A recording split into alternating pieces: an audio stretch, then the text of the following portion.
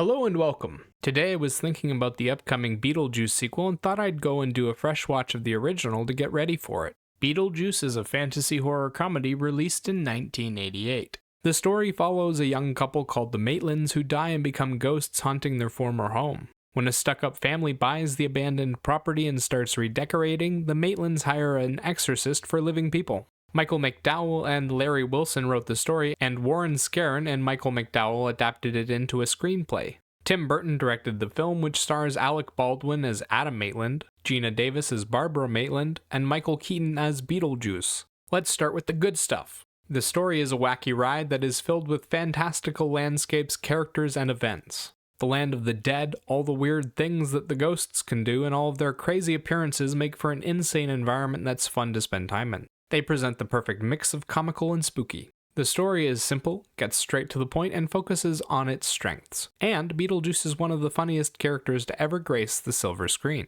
He's a hobo with the confidence of a god, and despite acting like a creep, he somehow manages to be the most charismatic person in the film. He delivers amazing one-liners, one after the other, and only breaks to have a bit of raunchy fun. He terrifies the rich family with a plethora of cursed images and always has something funny to say while doing it. Watching the Maitlands struggle to get rid of him makes for a fun and entertaining story.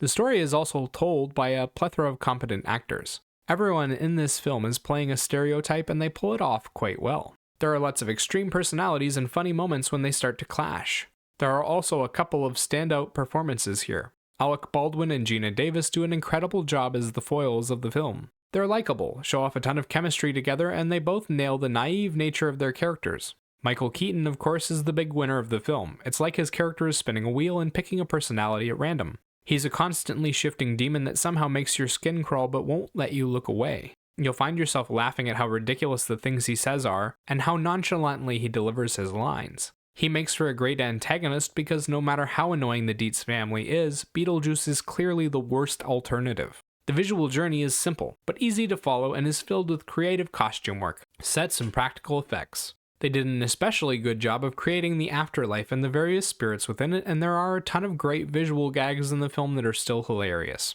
It's backed by a somewhat generic fantasy adventure soundtrack with lots of scored orchestral instrumentals that have a classical sound to them. They do a good job of following the emotional journey and bringing out the right emotions when they're needed, but they aren't that memorable. There is one original song called Deo, and a theme song for Beetlejuice which do stand out though. Deo is used in the musical hunting scene, which is both hilarious and a ton of fun, and the Beetlejuice theme plays whenever he's let loose from his confines to cause trouble. The theme is like a carnival song on crack. It goes in a bunch of different directions and perfectly captures the essence of Beetlejuice, an unpredictable enigma. Okay, now on to the two little flaws the film has. There is one part of the story that feels undercooked, and it's the relationship between Lydia, the daughter of the family, and the Maitlands. As the film goes on, the couple becomes close to Lydia and they change course for the finale because of her. That said, the film doesn't do a good job of establishing this relationship. When the Maitlands make this decision, it feels like it comes out of nowhere. The other problem with the film is how the special effects have aged over time,